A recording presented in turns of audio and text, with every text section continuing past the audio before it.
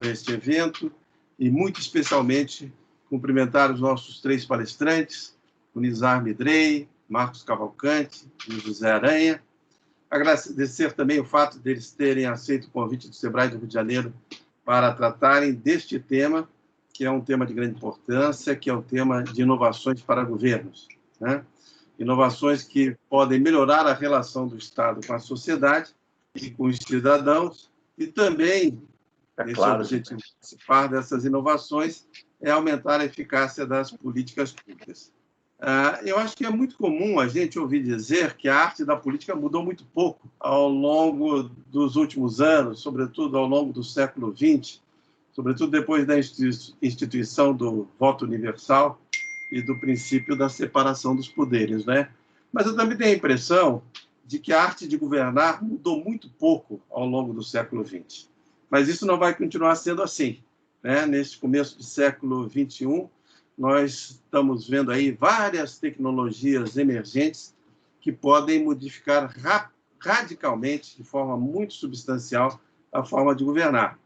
Essas novas tecnologias, como a tecnologia da informação e da comunicação, com todas as suas aplicações, a robótica, a internet das coisas, a inteligência artificial, a possibilidade de extrair grande quantidade de conhecimento da massa de informações, de dados que os governos têm à sua disposição, né, com a utilização, sobretudo, da ferramenta do Big Data, entre outros progressos tecnológicos, tudo isso, né, vai modificar, e já está modificando, e vai modificar cada vez mais, acho eu, a forma de atuar de governos, né?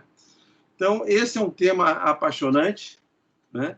Essas inovações estão sendo incorporadas à atuação dos governos apenas agora, mas eu acho que uma verdadeira revolução na arte dos governos se comunicarem com a sociedade, com os cidadãos, e de recolher informações para melhorar a eficácia das suas políticas públicas, isso está apenas começando e vai ser uma revolução substancial.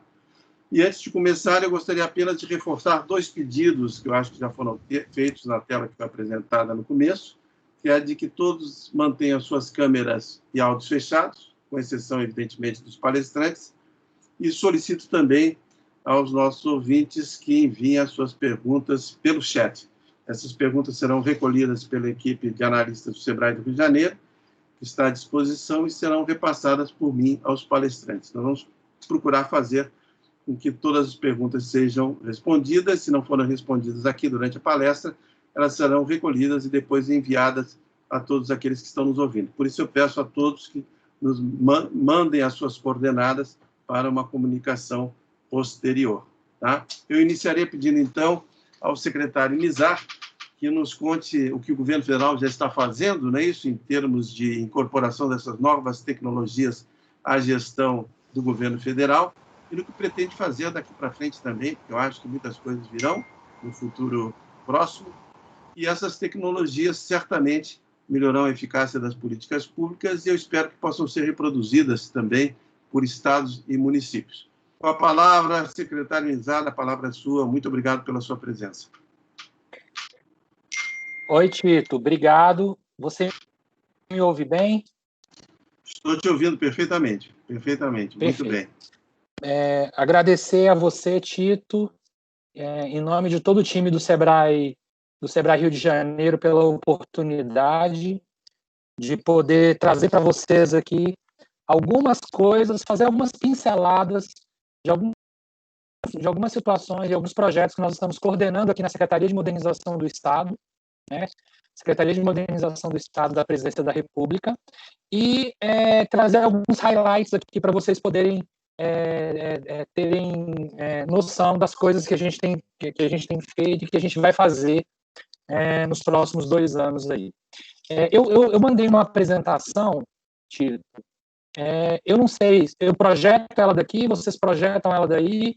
Eu preferiria que a Marcele projetasse, se fosse possível.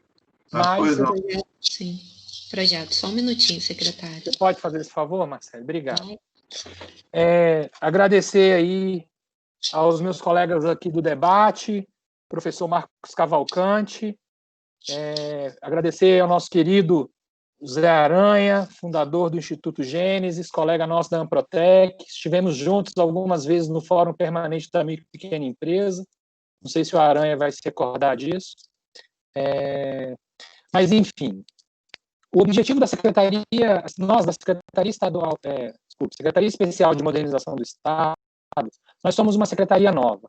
Nós somos uma secretaria criada pelo governo Bolsonaro, em 2019, que tem por objetivo coordenar as ações de modernização do Estado brasileiro. O Estado sempre tentou se modernizar, sempre tentou inovar, mas não havia no poder central, no centro de governo, um organismo que coordenasse essas ações. E seguindo as melhores práticas da OCDE e do Banco Mundial, nesse sentido, o governo Bolsonaro criou a Secretaria Especial de Modernização do Estado, que tem esse papel de liderar, coordenar e articular os diversos órgãos da administração pública numa linha que vai ser trazida e apresentada, e eu vou trazer algumas situações e alguns pontos para os senhores aqui nesse momento. Né? Tito, a gente tem em torno de 20 minutos para poder fazer esse bate-papo inicial, não é isso? É isso mesmo, é isso mesmo. Tá. Muito bem, vou fazer aqui de tudo para cumprir o meu tempo. A Secretaria Especial de Modernização do Estado, nós estamos lançando nos próximos dias, e já vai o primeiro spoiler para vocês, a Política Nacional de Modernização do Estado brasileiro. Tá? Essa Política Nacional de Modernização do Estado, que vai se materializar por meio de um projeto chamado Moderniza Brasil, ele trabalha com esses 5 pilares que estão aí na tela dos senhores. A gente vai trabalhar muito focado na modernização do ambiente de negócios, no aprimoramento das capacidades estatais, na evolução dos serviços públicos, na articulação entre agentes públicos e privados e no governo e sociedade digital. Esses são os pilares da nossa Política Nacional de Modernização do Estado, que virá com diretrizes, estratégias, enfim, definindo os rumos de modernização do Estado e o Estado que a gente quer para os próximos anos. A gente vai materializar essa política, Tito, por meio da criação do Fórum de Modernização do Estado. É um fórum que vai ter participação de órgãos públicos e da sociedade organizada e que vai permitir um debate de ideias e um debate de direcionamento de país que nós queremos construir. A gente entende que uma política nacional não é uma política feita no gabinete. Ela é uma política que é construída em conjunto com a sociedade, em conjunto com os cidadãos, e é tendo essa premissa que nós vamos mostrar para vocês agora alguns dos projetos que já estão sendo trabalhados pela Secretaria de Modernização do Estado, em parceria e articulação com outros órgãos da administração pública federal. Você pode passar a tela, Marcelo, por favor?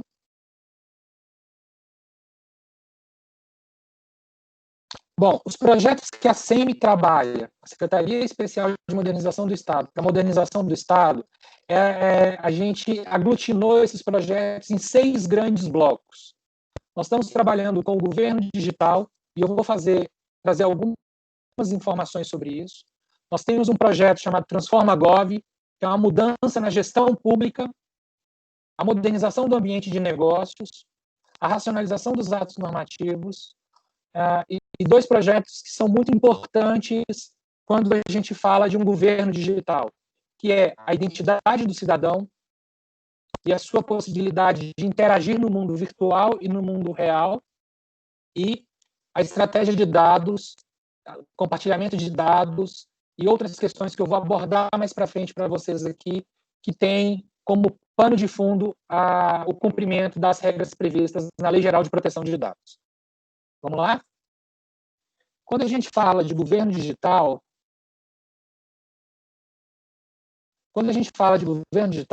eu trouxe aqui para vocês alguns números de como o nosso governo, tem trabalhado nesse tópico para facilitar a vida do cidadão. A gente estabeleceu, no ano de 2020 agora, a estratégia do governo digital. Eu não sei se vocês tiveram acesso, ela está espelhada no decreto 10.332, e dentro dessa estratégia do governo digital, nós temos todas as iniciativas que direcionarão o Estado brasileiro no que se refere à digitalização da sua atuação. É uma atuação que a gente faz em parceria com a Secretaria de Governo Digital do Ministério da Economia, e uma das premissas da estratégia de governo digital era de que a gente digitalizasse 1.000 serviços do governo federal até no biênio 2019-2020. Quero dizer para vocês com muito orgulho, um trabalho muito árduo do nosso time da SEMI e da Secretaria de Governo Digital, e nós batemos essa meta de digitalização dos serviços em outubro de 2020, ou seja, em 2019 e 2020, o governo federal digitalizou mais de 1.000 serviços para a população. Para vocês terem uma ideia, nesse período de pandemia, começou ali em março até agora, nós já digitalizamos, nós já transformamos 420 serviços depois do projeto, nesse período da pandemia. Ou seja, o governo federal não parou por conta desse enfrentamento, dessa calamidade que a gente teve que enfrentar, nós não paramos. Nós, do governo federal, temos hoje mais de 3.600 serviços disponíveis no nosso site gov.br, dos quais 60% deles já estão digitalizados. Para vocês terem uma ideia, com a digitalização do governo, a gente tem uma expectativa de uma economia nos próximos 10 anos de 38 bilhões de reais. É um valor extremamente considerável, dada a situação econômica que o país vive, e a gente acredita que, por meio da digitalização dos serviços públicos, nós vamos atingir facilmente esse objetivo. Uma outra frente da digitalização e do governo digital que nós estamos trabalhando aqui é a unificação dos canais, dos diversos canais que o governo tem de comunicação com a sociedade por meio do portal GovBR. Esse nosso portal GovBR e do login único, que permite o acesso a esses serviços, nós já temos hoje mais de 80 milhões de brasileiros cadastrados com esse login único. São mais de 73 portais que já migraram para essa sistemática. E a nossa meta até o final desse ano é de cumprir 120 sites da administração pública federal unificados na nossa estratégia. Hoje a Receita Federal está conosco, o INSS está conosco, diversos órgãos de atendimento direto à população migraram para dentro do portal GovBR. Nós estamos mudando a forma de comunicar com o nosso cidadão.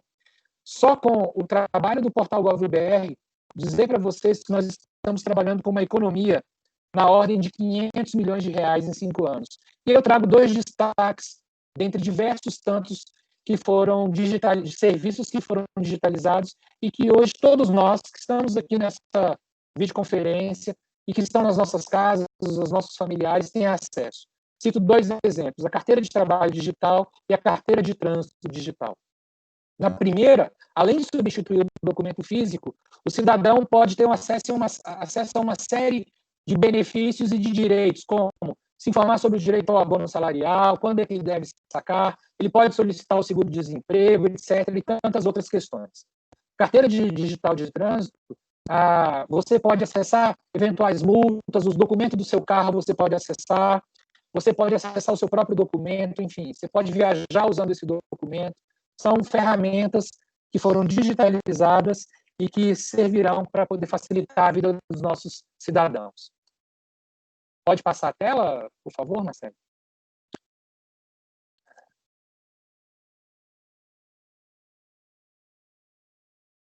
Quando a gente fala em ambiente de negócios, eu quero destacar aqui 2 frentes nesse assunto ambiente de negócios. Primeiro, o presidente Jair Bolsonaro definiu uma meta de colocar o Brasil entre os 50 melhores países para se fazer negócio. Hoje, a nossa posição é 124. Para tanto, a Secretaria de Modernização do Estado, com vários parceiros, tem trabalhado de forma muito intensa para que a gente consiga alcançar essa meta definida pelo presidente. Nós estamos vindo aí com uma série de medidas regulatórias, de mudança de legislação, nós vamos entregar agora nesse mês de novembro, e que vão realmente possibilitar que o Brasil saia dessa posição incômoda para uma posição de destaque no cenário internacional. Além disso, nós contratamos o Banco Mundial para ele poder fazer a pesquisa subnacional com o apoio do SEBRAE, em primeiro lugar, mas também da CNC e da FEBRABAN, e nós vamos poder medir o ambiente de negócio nas 27 capitais brasileiras, não apenas no Rio e São Paulo, como é feito hoje no Doing Business Global, mas também das outras 27 capitais. E eu já adianto para vocês, nós vamos ter surpresas muito boas que acontecem distribuídas em todo o Brasil e que, às vezes, a gente não consegue enxergar. Um dos ganhos do Subnacional vai possibilitar a troca de todas essas informações. E o SEBRAE, Tito, é peça fundamental para que a gente possa modernizar não só Rio e São Paulo, mas também todos os 27 estados da federação. A gente conta muito com a parceria do SEBRAE nesse sentido. Uma outra frente em ambiente de negócios, e essa eu quis dar esse destaque muito para o Rio de Janeiro. Nizar, desculpe te interromper, mas há um probleminha com o seu áudio, ele está picotando.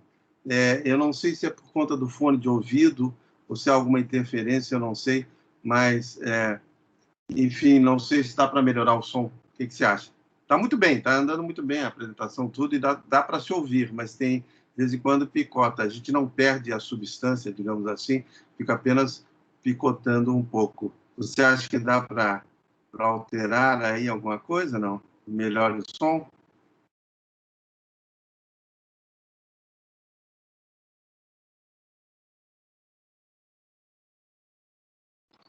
Não sei se... Isar, você me ouviu? Ele está aqui, Tito. É o Laércio aqui, sou assessor dele. Ele vai vir aqui para minha máquina aqui. Só um minuto. Para a sua sala. Eu acho que o som é melhor, né?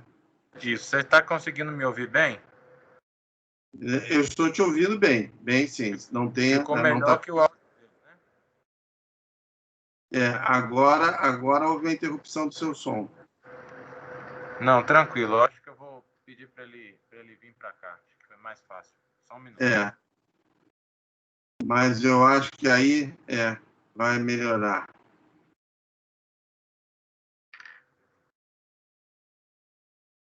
Oi, Tito, voltei aqui. Não sei se vocês me ouvem, estão me ouvindo? Eu acho que melhorou, com certeza. Tem minha de conexão aqui, mas já retomando aqui. Então, como eu disse, trazer um destaque para vocês do Rio de Janeiro, que é a questão do balcão único, e que vai permitir a abertura e principalmente a operação da empresa na cidade do Rio de Janeiro em apenas um dia. Isso é um trabalho muito firme que estamos fazendo junto com a Junta Comercial, com o Estado, com a Prefeitura e com vocês do SEBRAE aí, que estão nos apoiando na construção dessa solução. Vamos lá, Marcelo, passa lá, eu quero tentar ficar dentro do meu prazo.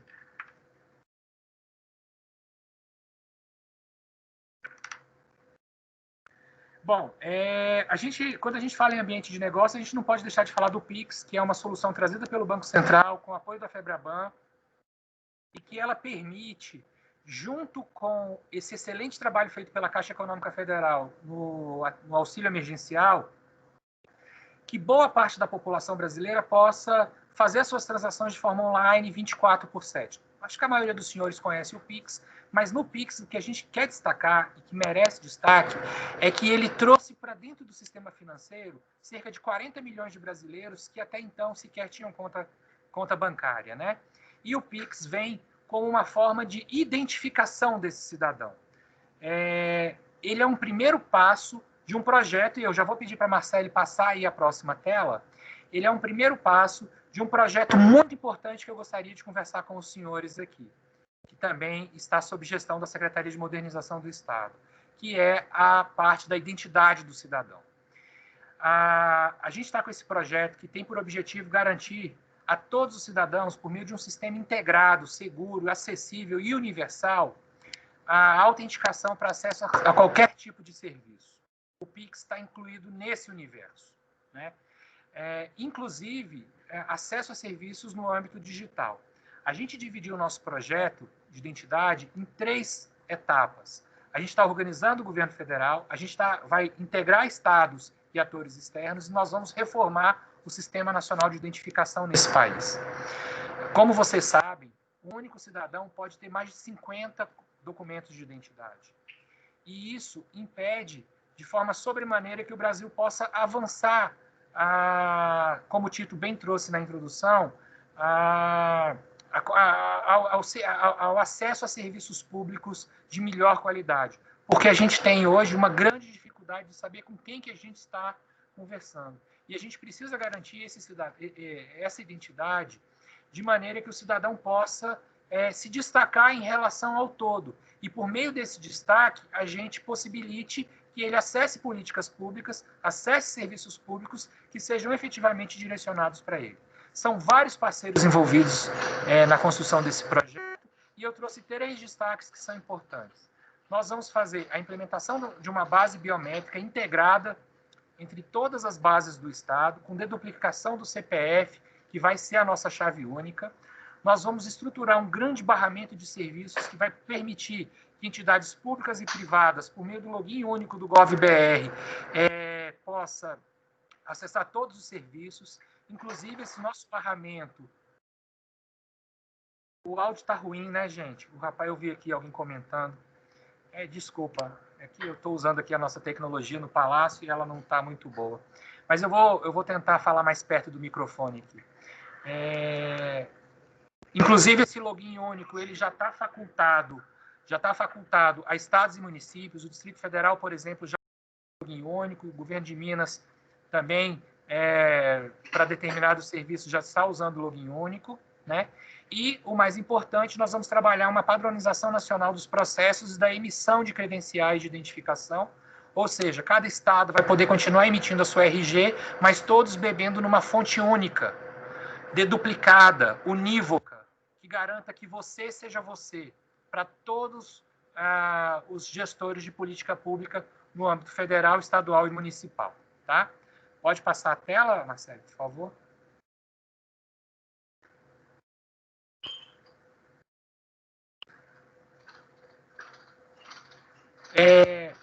Faltam só mais 3 telas, pessoal. Como é que nós estamos trabalhando no governo? Como é que nós estamos trabalhando no governo a questão da estratégia dos dados, né? Trabalhar a questão da LGPD. Bom, o governo presidente Bolsonaro, por meio do decreto 10.046, criou o Comitê Central de Governança de Dados, que tem por objetivo orientar a administração pública no que se refere à categorização e o compartilhamento dos dados do cidadão que estão sob nossa posse. Importante deixar claro que o dado não é da administração pública, o dado é do cidadão. Mas nós temos acesso a essas bases e nós vamos trabalhar essas bases numa série de frentes importantes aqui. E nós vamos trabalhar numa série de situações importantes aqui. Nós vamos trabalhar com a identificação de cadastros referenciais, nós vamos definir regras para o governo atuar como plataforma, permitindo que o mercado crie soluções para a sociedade com base nessas informações. Nós vamos adotar tecnologias emergentes, como por exemplo, o blockchain.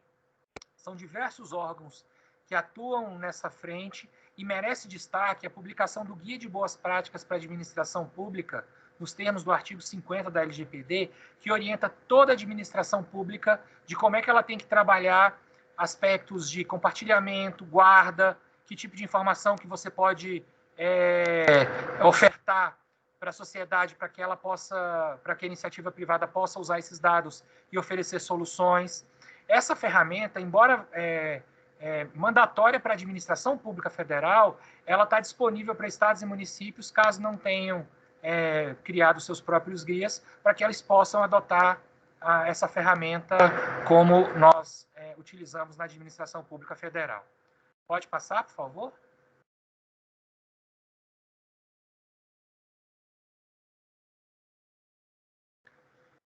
Bom, faltam só mais duas frentes de trabalho. Como eu disse para vocês, são apenas highlights que a gente está trazendo aqui. O Transforma Gov, ele é um projeto que tem por objetivo mudar a gestão pública, mudar a gestão pública da porta do órgão para dentro. Então, são ações na área de governança, gestão estratégica, redesenho de serviços ao cidadão, de gestão de pessoas, processo de trabalho, patrimônio, custeio. São nessas frentes que nós estamos trabalhando aqui na administração pública federal. Nós já iniciamos essa transformação em 40 órgãos. A nossa meta para esse ano em 82 órgãos. Só para vocês terem uma ideia, desses 40 órgãos, são mais de 900 ações definidas, das quais mais de 140 nós já fizemos, e eu trouxe como destaque aí três situações, e que nós vamos ofertar isso para estados e municípios num grande balcão de soluções, para que estados e municípios também possam transformar os seus órgãos da porta para dentro e, com base nisso, racionalizar os seus orçamentos, os seus gastos, de maneira que sobre recursos para atividade e fins desses órgãos. Essa é a essência desse nosso projeto Transforma Gov. É racionalizar a área meio com eficiência, com uso racional de recursos e que vai possibilitar que sobrem recursos para a área fim do órgão, que é o atendimento ao cidadão. E aí eu trago 3 exemplos, o TaxiGov é um exemplo, o almoxarifado virtual é um exemplo, o protocolo digital é um outro exemplo de situações que nós racionalizamos, digitalizamos os processos na área meio e isso gera recursos que são direcionados para a área fim. Por fim, último slide, Marcelo, por favor. Com isso, tenho 1 minutinho aqui pela minha contagem, a racionalização dos atos normativos. Não adianta a gente transformar serviços, não adianta a gente ter uma identidade do cidadão, não adianta a gente transformar a área meio dos órgãos, se o peso regulatório para quem quer empreender nesse país continua pesado, o fardo continua muito grande. Em função disso, a gente iniciou um trabalho de racionalização dos atos normativos em parceria com diversos parceiros, Ministério da Economia e com a Subchefia de Assuntos Jurídicos aqui da Presidência. E desde 2019 para cá, pessoal, nós já revogamos 3.057 decretos. Ou seja, eram normativas de decreto que pesavam nas costas de quem quer empreender nesse país. Iniciamos um grande mapeamento das normas infralegais, infradecreto, portarias, resoluções, regulamentos, instruções normativas, e em 132 órgãos já identificamos 222 mil normas que serão consolidadas ou revogadas até o dia 30 de novembro de 2011. A nossa expectativa de que quando nós tivermos os levantamentos dos 192 órgãos públicos, a gente chega a quase 500 mil normas, só no âmbito do governo federal, que serão consolidadas ou revogadas de modo a facilitar a vida de quem quer empreender nesse país. Nós estamos falando aqui, pessoal, de normas de meio ambiente, de normas de Banco Central, de normas de Ministério da Saúde, de Ministério da Educação, de Secretaria do Trabalho e Previdência, enfim. São diversas ações que nós estamos desenvolvendo para simplificar a vida do cidadão e cumprir um daqueles pilares que está lá, que eu trouxe na nossa primeira tela, que é colocar o cidadão no centro das nossas ações e permitir que o cidadão possa empreender com liberdade, possa trabalhar com liberdade, possa ter emprego e gerar renda. Com isso, eu termino a minha apresentação. Peço desculpas se eu acabei atrasando um pouquinho. Peço desculpas aí pelo áudio aos colegas que reclamaram. Mas, enfim, e me coloco à disposição, Tito, para o que vocês acharem necessário. Nessa última tela aí tem os meus contatos. Fiquem bastante à vontade para nos acionar quando acharem importante. E se quiserem se aprofundar em algum desses temas, eu me coloco à disposição. Muito obrigado pela oportunidade de conversar com vocês. Muito obrigado a você, Nizar. Você fez uma apresentação excelente, né? Muito precisa e muito ampla com relação àquilo que está sendo feito pelo governo federal para melhorar aí a gestão pública e transformar digitalmente o governo. Eu acho que nós vamos avançar muito rapidamente nesse sentido, não tenho a menor dúvida. As ferramentas estão aí à disposição de todos os governos. Gostei muito da ideia de compartilhar as soluções com os estados e os municípios. Isso vai fazer com que, em toda a amplitude do território nacional, nós tenhamos uma verdadeira revolução na administração pública. Muito bom, muito obrigado. Né? Agora eu gostaria de passar a palavra ao professor Marcos Cavalcante para fazer sua apresentação. Marcos Cavalcante, assim como a André, são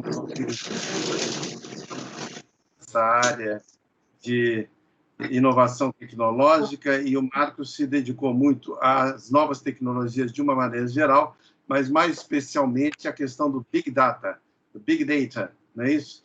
Da utilização de grandes quantidades de informações de dados para melhorar a qualidade das políticas públicas. Eu acho que ele vai fazer uma apresentação muito mais ampla, mais abrangente isso. Seja bem-vindo, Marcos. Prazer tê-lo conosco. Muito obrigado, Tito. É um prazer e uma honra estar aqui falando junto com você e o Aranha, que são duas pessoas que eu admiro muito, já conheço, e tendo a oportunidade de conhecer o Nizar, com um belíssimo trabalho que ele está fazendo aí, do ponto de vista de desburocratizar. Eu pedi que vocês estão vendo a minha tela, né? Estamos vendo, sim, perfeitamente. Tá bom. Esse tema é apaixonante e eu vou seguir um pouco aqui o PowerPoint, mas vou falar mais do que seguir as apresentações. Eu acho que é fundamental para a gente falar desse tema, de fato, entender o mundo que a gente está vivendo. Eu vou falar rapidamente sobre isso. Século XX acabou. Mas a nossa cabeça continua funcionando como se a gente ainda vivesse naquele mundo das fábricas, do trabalhador industrial, no mundo onde o Rockefeller dizia que o melhor negócio do mundo era uma empresa de petróleo, e o segundo melhor negócio do mundo era uma empresa de petróleo mal administrada. Eu estou fazendo aqui um pós-doutorado nos Estados Unidos e há 4 anos atrás o Trump foi eleito prometendo trazer o emprego industrial de volta para os Estados Unidos.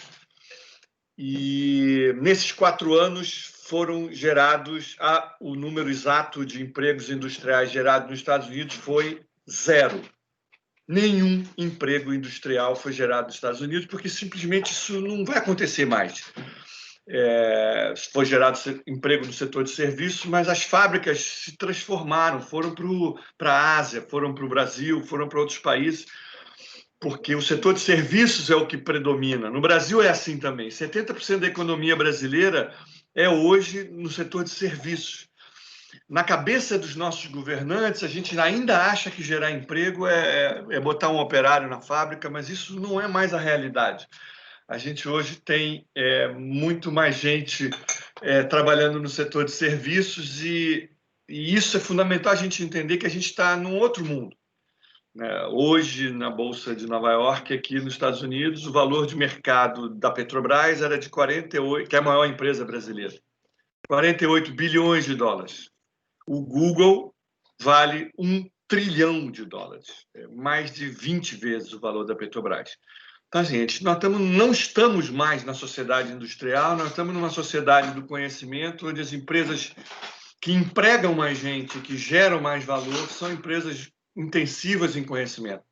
Nós estamos vivendo na sociedade do conhecimento e muitas empresas e governos vão falhar ou vão falir não porque façam coisas erradas, mas porque vão continuar fazendo o que sempre fizeram no passado, mas que hoje não dá mais conta de lidar com o mundo que nós estamos vivendo. Nós não estamos vivendo uma era de mudanças, nós estamos vivendo numa outra era, na sociedade do conhecimento, na sociedade digital, sociedade em rede, onde as decisões vão ter que ser tomadas com base em outros parâmetros. Não mais o que a gente fazia no passado, mas com base em dados e evidências. Então, esse é o primeiro... Acho que é fundamental entender isso.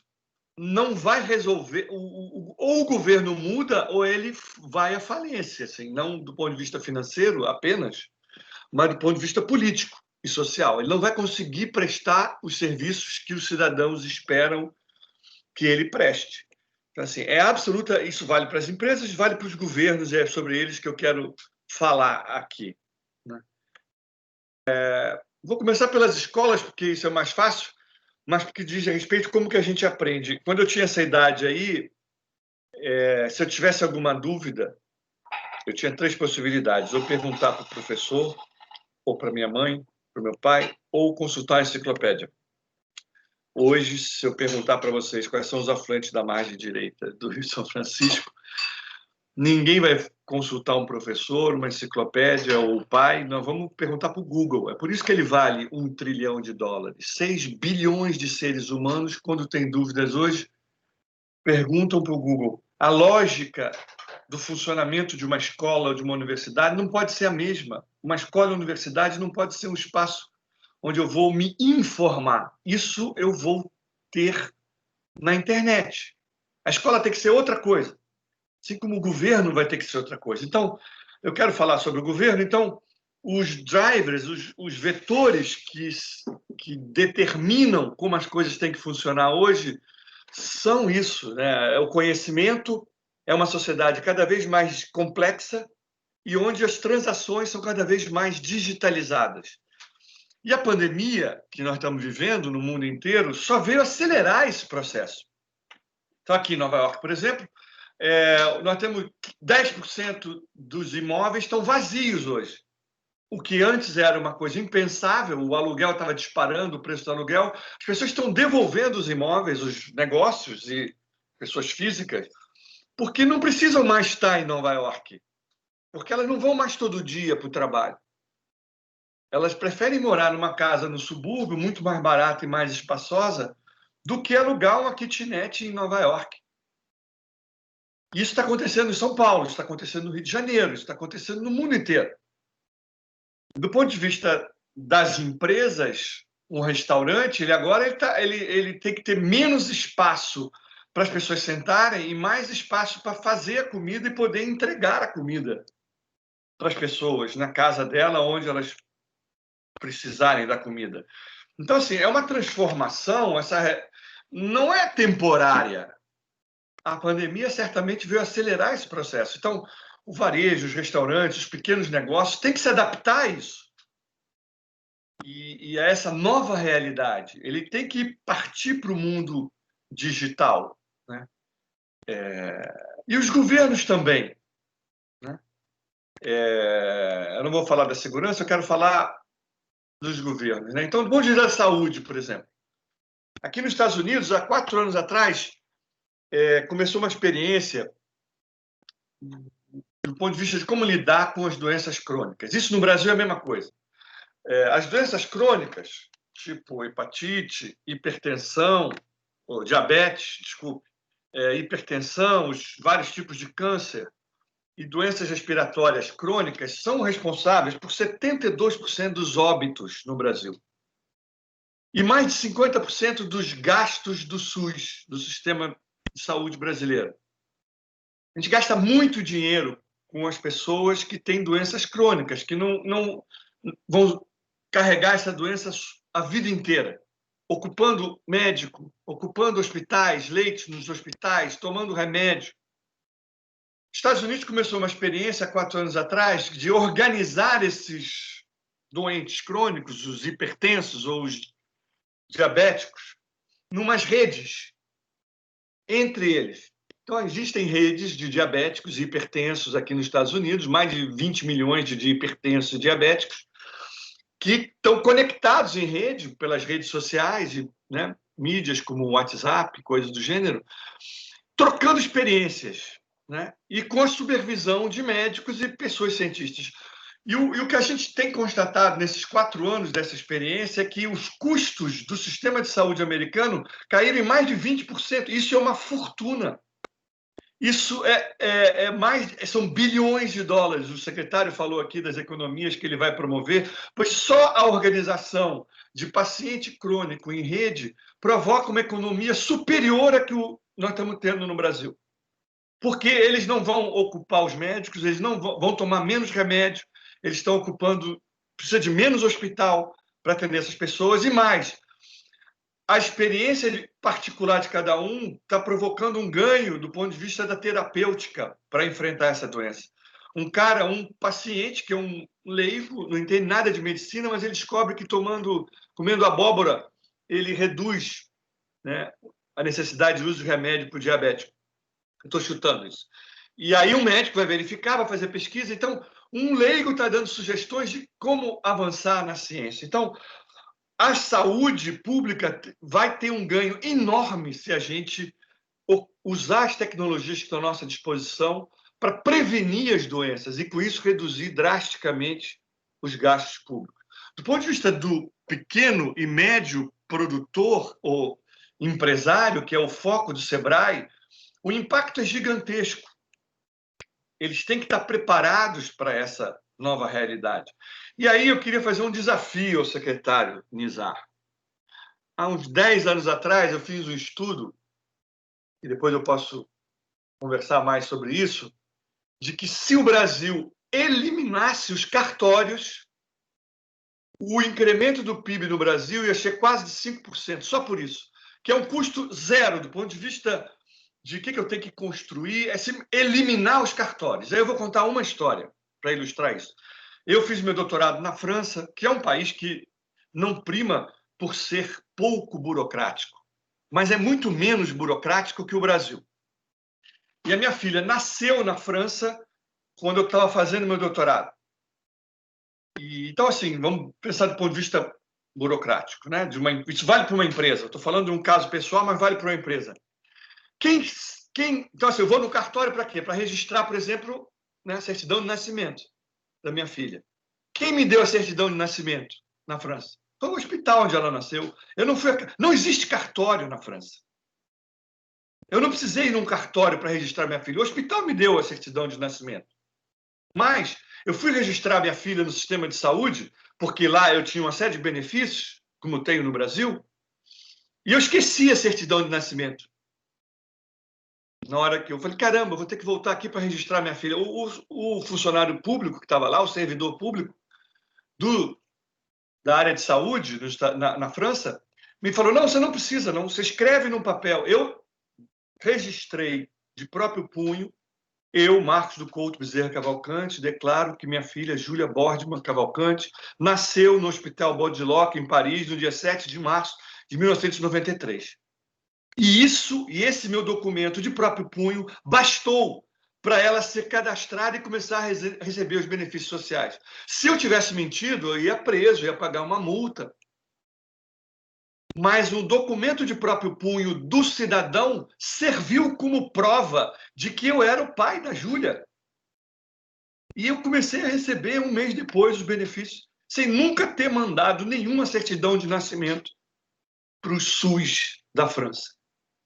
Então, se a gente eliminar os cartórios, que é um decreto, simplesmente tudo que o cartório faz pode ser feito por uma prefeitura ou um governo estadual. O registro de imóvel. A gente paga o IPTU. Para que eu preciso registrar meu imóvel num cartório? Ele está registrado na prefeitura. Eu não preciso de cartório para absolutamente nada. Isso é um custo gigantesco para os empresários. Terem que apresentar firma reconhecida, xerox autenticado, nada disso precisa existir. E o ganho para a economia do país é gigantesco. A gente ia sair da recessão que a gente está por causa do Covid, ia ter um crescimento só porque a gente acabou com o cartório. Agora, politicamente, isso é um desastre, né? Assim, a pressão de quem controla esses cartórios é enorme, mas do ponto de vista de quem elegeu o nosso presidente da República, que foram esses pequenos trabalhadores, pequenos empresários, isso é um benefício extraordinário para essas pessoas. Então, acho que sim. Vou dar um último exemplo e para a gente poder conversar mais. Eu, há 2 anos atrás, eu conversando com, é o que está nesse slide aí, com um professor da Copa que é especialista em data mining e mineração de dados, ele me contou que a Petrobras espalhou milhares de sensores nas plataformas, em torno das plataformas de petróleo do Brasil, em profundidade, né? Esses sensores estão lá no fundo do mar, e esses sensores analisam a qualidade da água o tempo todo, 24 horas por dia. Qual é a ideia? É que se houver um vazamento de óleo, esses sensores vão detectar que a água ali mudou, tem agora óleo, né?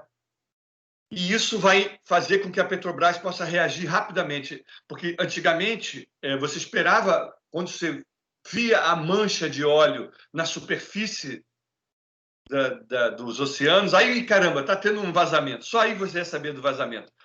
Com esses sensores debaixo d'água, a Petrobras consegue reagir rapidamente e eliminar o problema antes que ele se torne um dano ambiental gigantesco, como é o caso de um acidente petrolífero.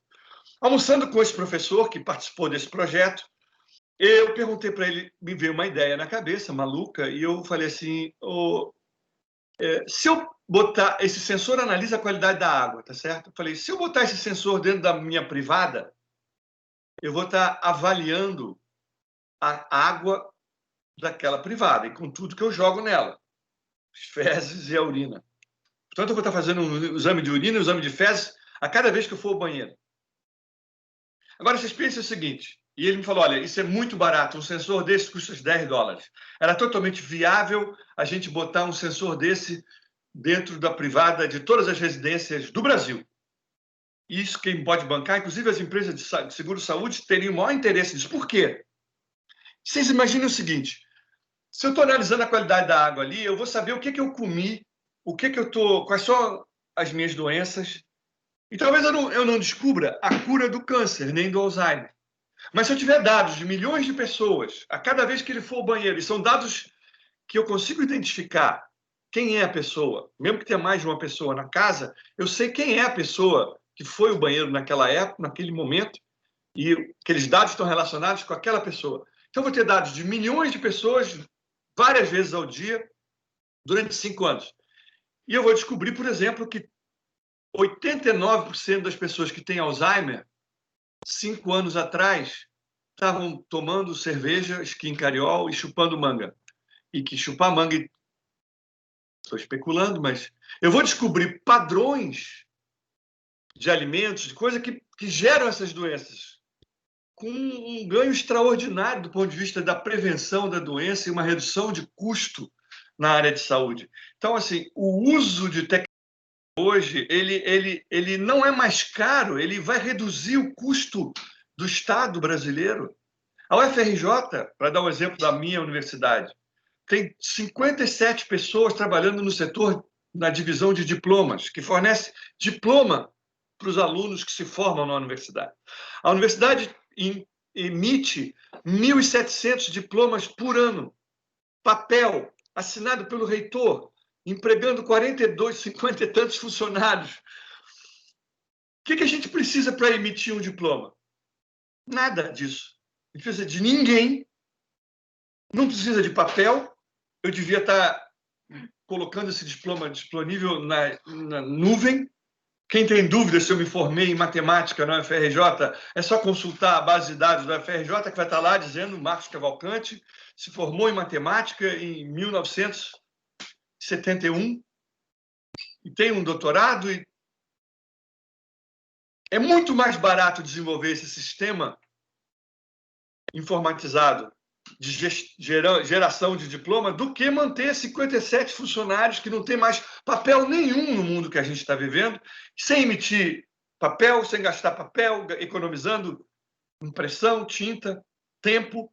Hoje demora 6 meses ou 1 ano para entregar um diploma para um cidadão, quando em 1 segundo ele pode ter acesso a isso, em vez de esperar 6 meses ou 7 meses, dependendo da boa vontade de algum funcionário público. Então, é uma revolução que não só é viável, como ela é mais barata e ela é de interesse do cidadão e dos empresários. Tudo que a gente precisa é mudar o nosso mindset, é passar a trabalhar como o mundo está fazendo. Isso é mais barato, isso aumenta a cidadania, isso empodera o cidadão, tira poder daquele funcionário que hoje eventualmente cria dificuldade para vender facilidade, para ceder o atestado médico mais cedo, para entregar o diploma fora do prazo ou mais cedo, para quem conseguir ou se dispor a pagar isso tudo vai melhorar a eficiência do Estado brasileiro, vai usar melhor os recursos do cidadão, e isso acho que é de interesse de todo mundo. Não tem por que a gente atrasar essa revolução digital.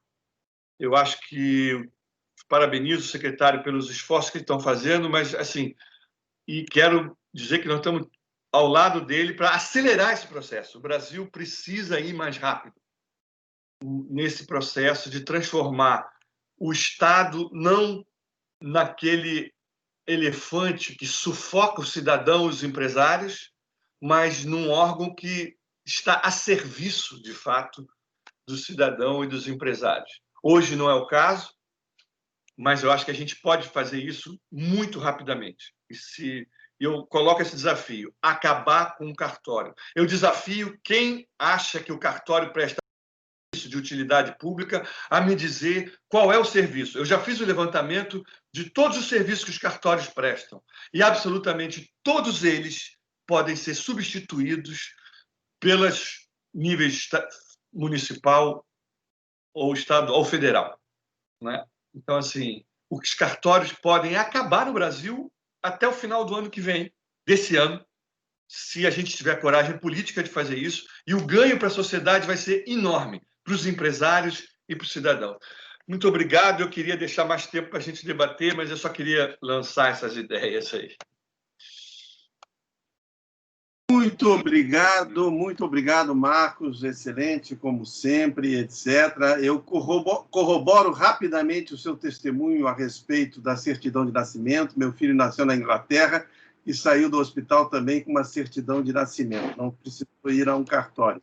E eu acho que esse exemplo que você deu das privadas inteligentes já é adotado no Japão. O Japão acho que avançou nesse sentido, não sei se de maneira universal, como você apresentou aí, mas só já um dado para vocês também, que assim, o Harari, que o Tito certamente conhece, aquele autor dos Homo Sapiens, ele publicou um artigo recentemente também aqui, acho que foi no Washington Post ou no Journal, um desses aí, comentando sobre o poder do celular, né?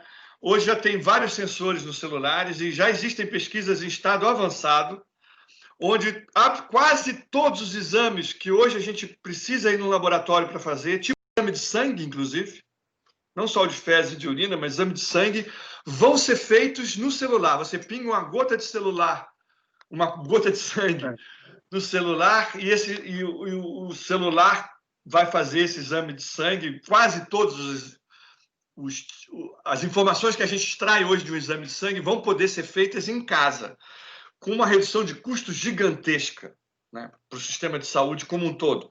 Então, as empresas de seguro-saúde estão investindo nisso, porque para elas é muito mais barato fazer isso, que o cidadão seja prevenir a doença do cidadão, do que ter que pagar pela internação num hospital, numa CTI ou coisas do gênero. Então, mesmo empresas privadas da área de saúde estão financiando pesquisas nessa área, porque acho que a revolução na saúde não vai ser necessariamente a cura do câncer ou a cura do Alzheimer, mas através dessa captação de informações pelos cidadãos o dia inteiro. Já tem relógio, né, da Apple, da Samsung, mandando informações sobre batimento cardíaco, pressão, nível de oxigênio no sangue, oxímetro, essas coisas todas.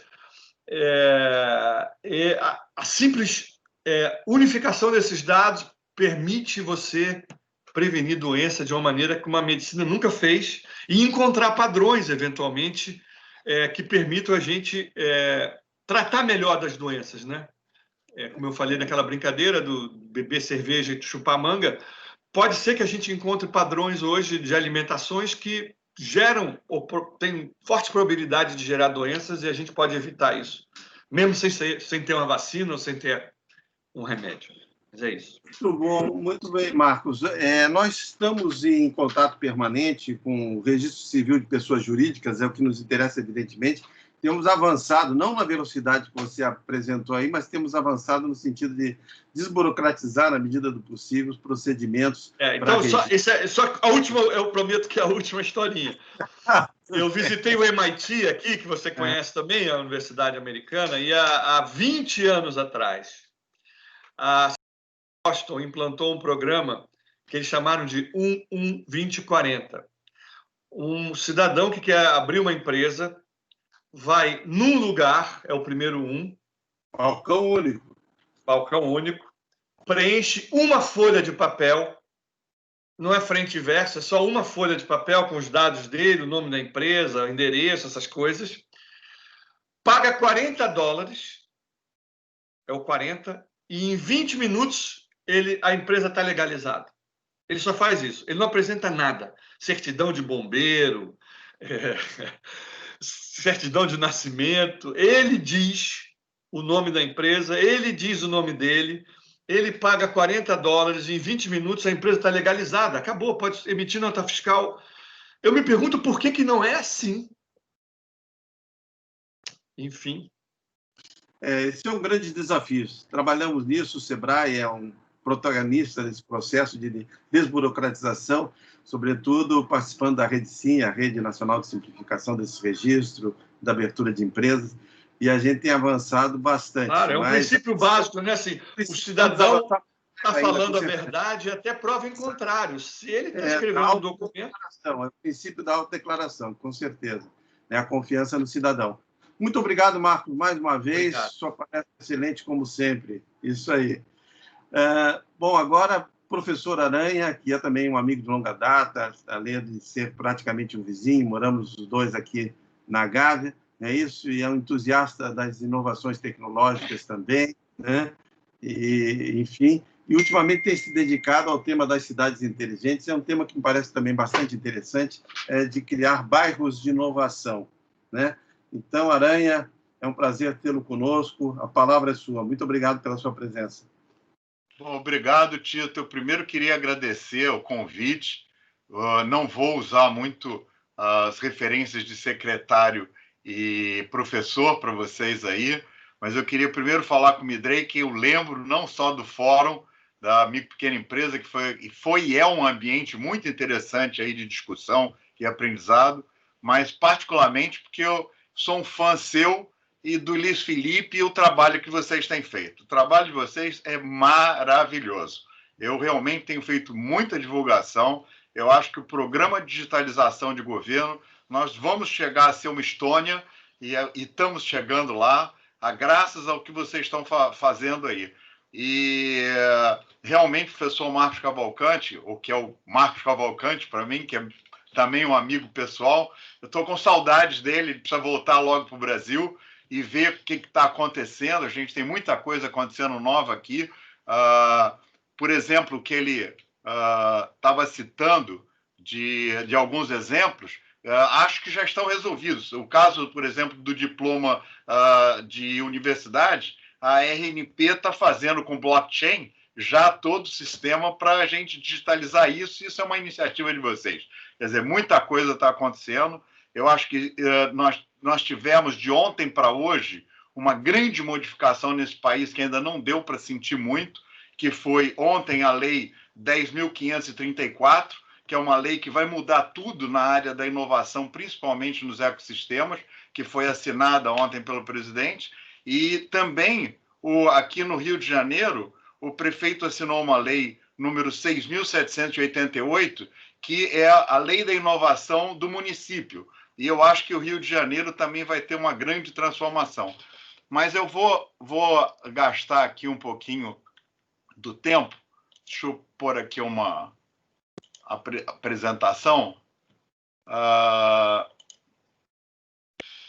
Eu queria aproveitar tudo que o Marcos Cavalcante falou sobre essa mudança, esse desafio que a gente está tendo agora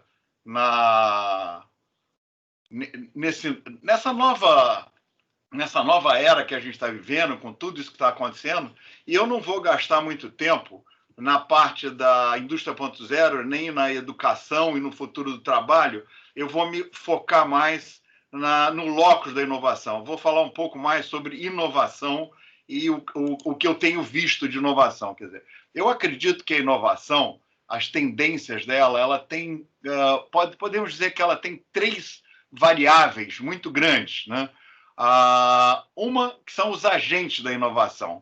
O agente, o poder da geração da inovação, que era da universidade e passou depois para os SCTs, para os centros de tecnologia, etc., hoje está vivendo alguma coisa muito ligada às corporações. A gente tem o que a gente chama de corporate ventures, quer dizer, as empresas entraram nessa discussão da inovação muito fortemente e a gente tem vivenciado essas corporações fazendo uma grande diferença. E estamos indo para o que eu acho que é uma tendência, que é o que o Von Hippel está estudando aí no MIT, e que o Marcos Cavalcante deu um exemplo do Lego, né?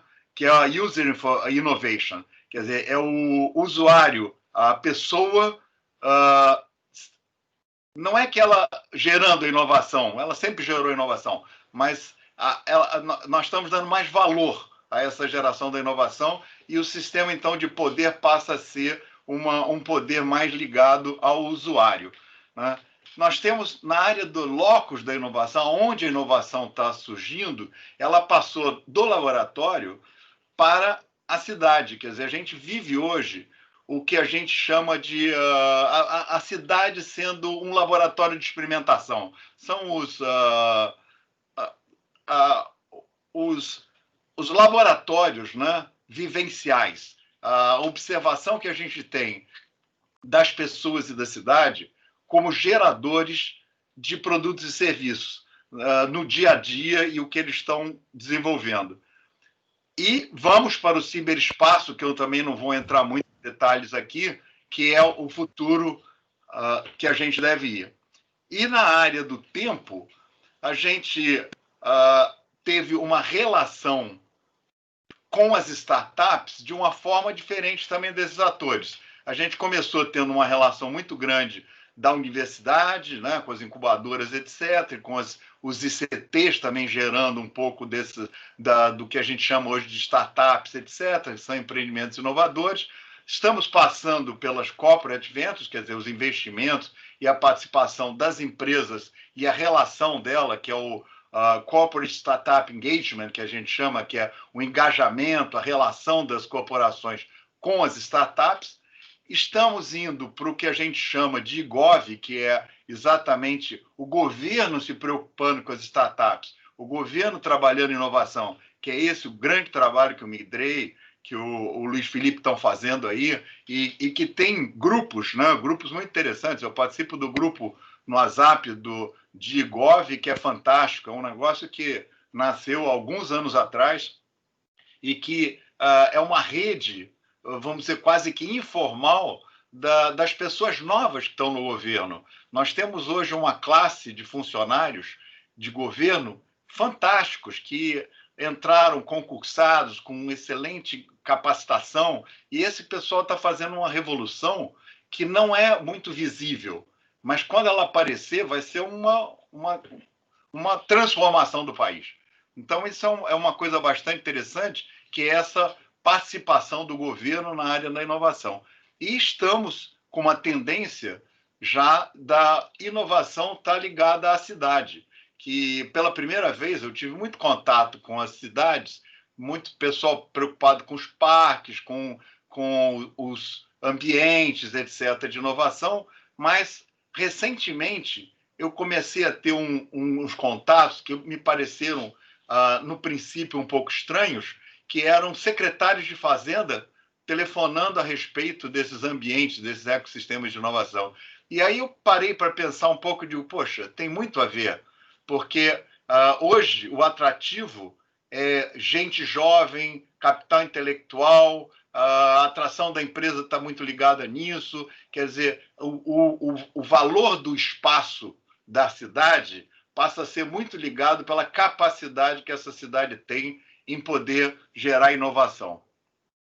Então, vamos um pouquinho esse cruzamento entre cidade, use innovation, etc., e como é que essas coisas estão andando.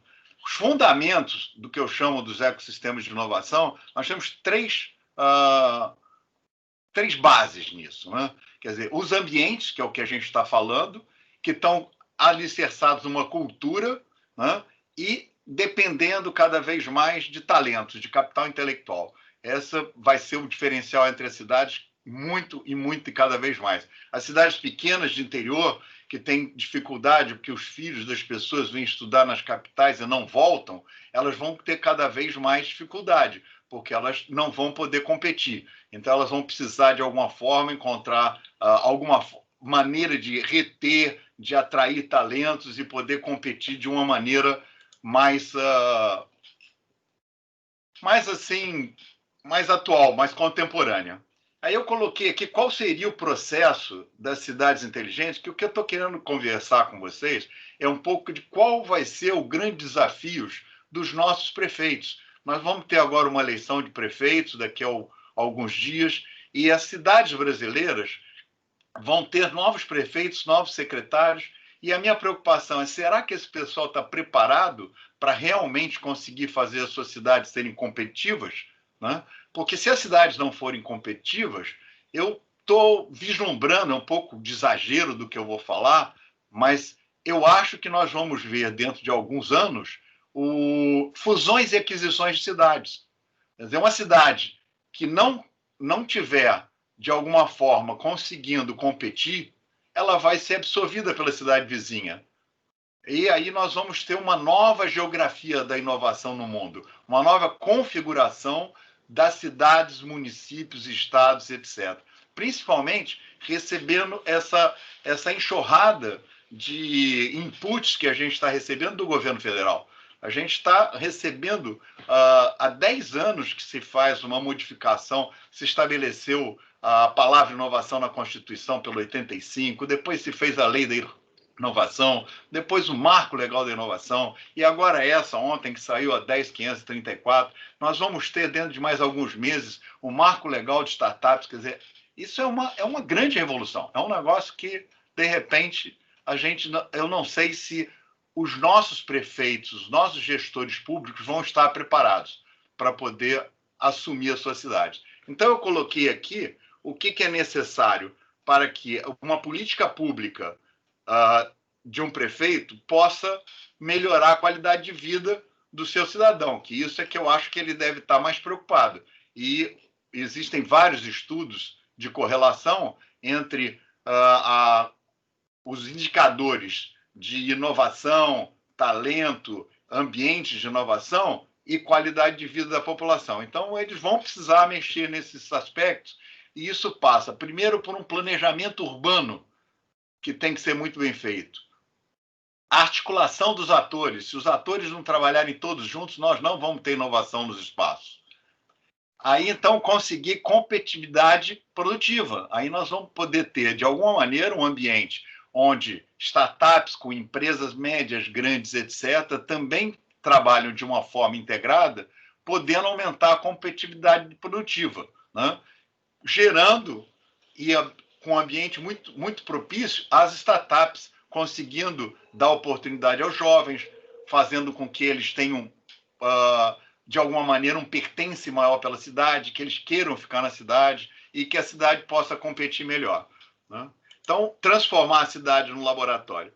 Para isso, essa estruturação depende da cultura que eu já tinha falado, e essa cultura é uma mudança do aspecto. O Marcos Cavalcante falou muito disso, quer dizer, se eu não tiver uma educação na minha cidade, desde o fundamental até a universidade, apropriada, com um mindset para isso, se eu não tiver saúde e saneamento para poder ter uma população que tenha uma boa qualidade de vida, alimentação, segurança, autoestima e pertencimento, que, na realidade, o que são esses 3 itens são as nossas necessidades básicas que o Maslow já falava. Quer dizer, eu estou, inclusive, fazendo um estudo de que o empreendedorismo, ele, para poder ser implantado em algum lugar, ele vai mexer nas necessidades que o Maslow falava da autorrealização. Para eu chegar a poder dar essa oportunidade da autorrealização para gerar empreendimentos de oportunidade, eu preciso necessariamente suprir essas necessidades básicas. Se não suprir isso, eu não vou conseguir ter talentos, e aí eu não vou poder conseguir fazer articulação, os ambientes de inovação, os ambientes macroeconômicos de competitividade, e conseguir essa autossuficiência e a sustentabilidade que as cidades estão querendo. Então, para fechar, eu vou dizer o seguinte: quais são os desafios? Esse é que eu acho que eu queria conversar um pouco mais com vocês. Para esses novos prefeitos, e o que a gente pode fazer para ajudá-los?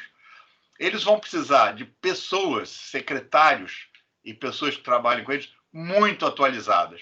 Eu não sei se os nossos secretários e os seus assessores, assistentes e pessoas que trabalham e que vão trabalhar com eles estão preparadas nas mudanças, atualizando-se dessas novas leis, se eles estão preparados a ter uma lei de inovação local, se eles estão sabendo tudo que o Marcos Cavalcante falou sobre IoT, sobre a importância da saúde usando novas tecnologias.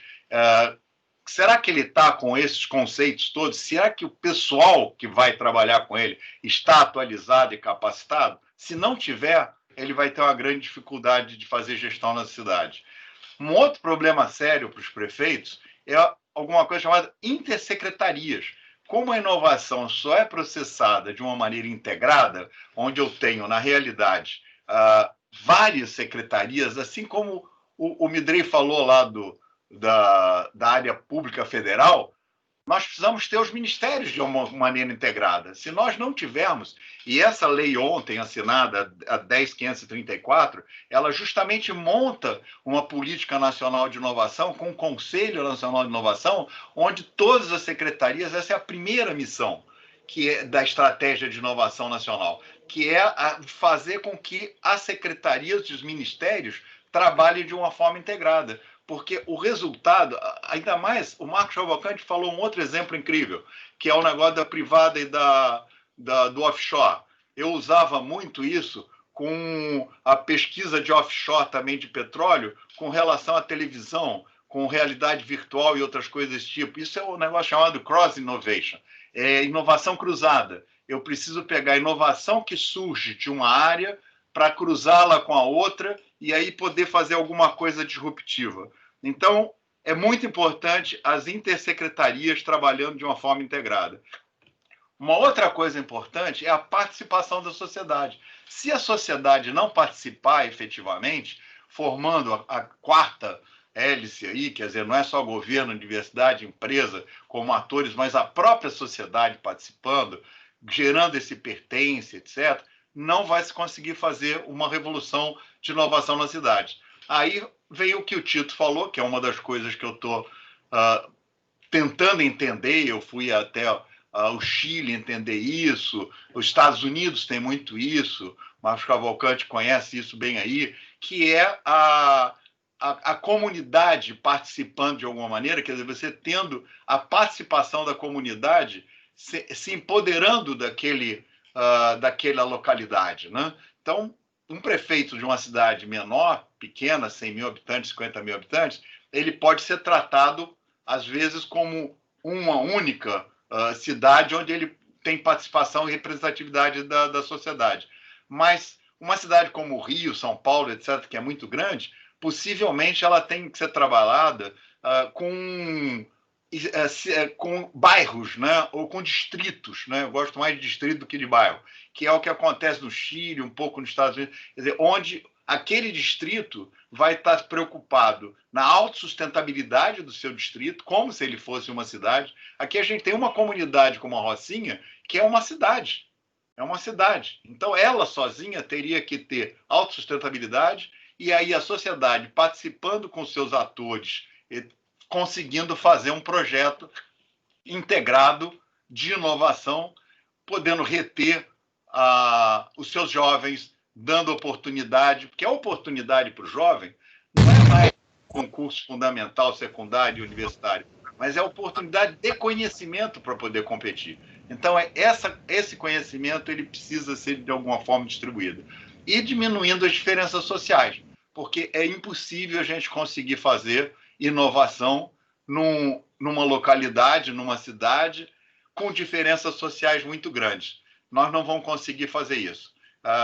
Vai acontecer da cidade continuar tendo que tratar com grupos muito diferenciados, sem que eles participem, sem que eles tenham as mesmas oportunidades.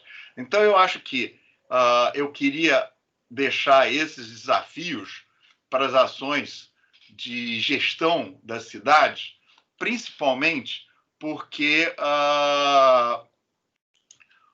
na realidade,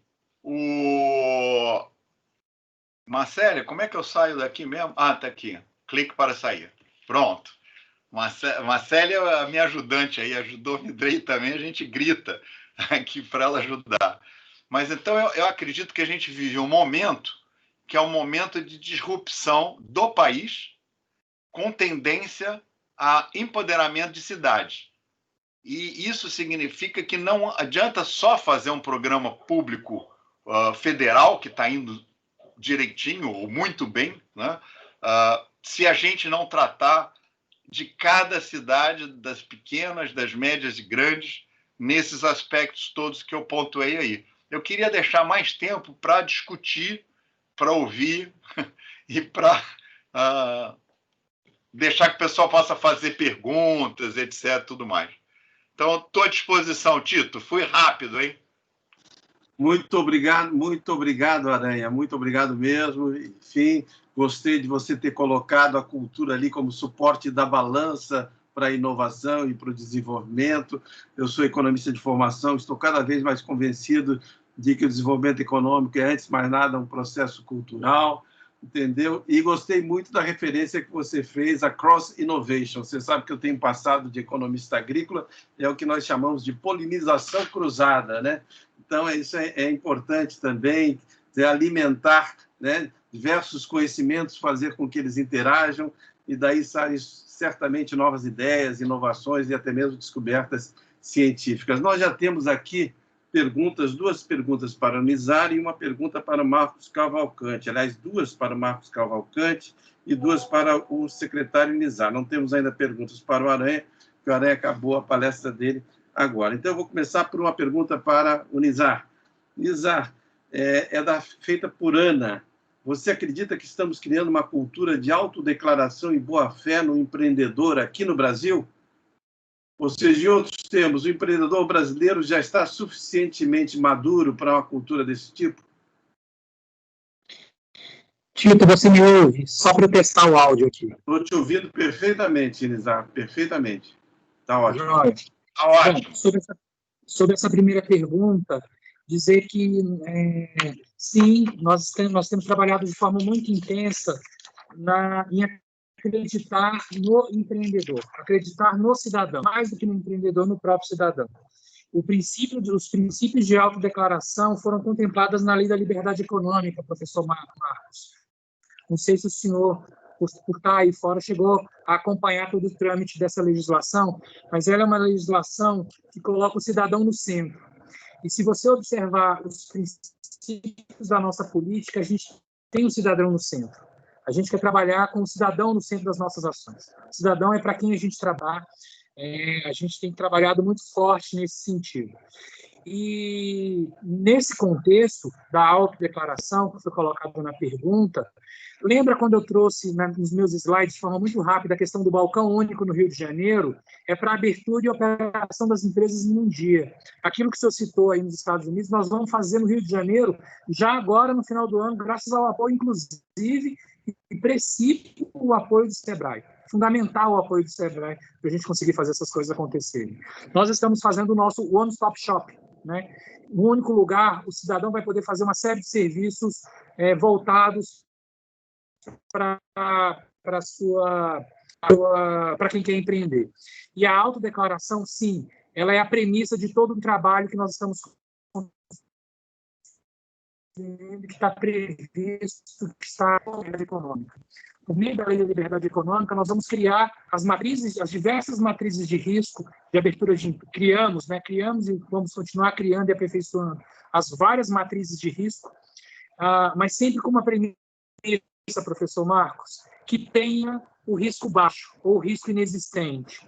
Nós, da administração pública, toda administração pública federal, mas vale para estados e para os municípios, tem que criar os seus mapas de risco, no mínimo com 3 níveis, o nível baixo, médio e alto, ou outras nomenclaturas que se enquadrem nessa gradação, sendo que o nível baixo, ele decorre da autodeclaração do cidadão. Tá?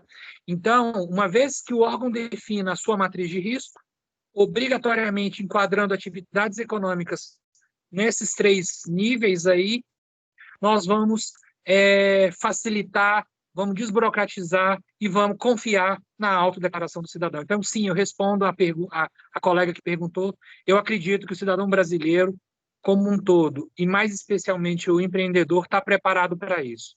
É claro, você dá a liberdade que decorre da autodeclaração. Naturalmente, uma declaração que não condiga com a realidade, ela tem que ser punida, como acontece em qualquer outro lugar. A gente está mudando o viés.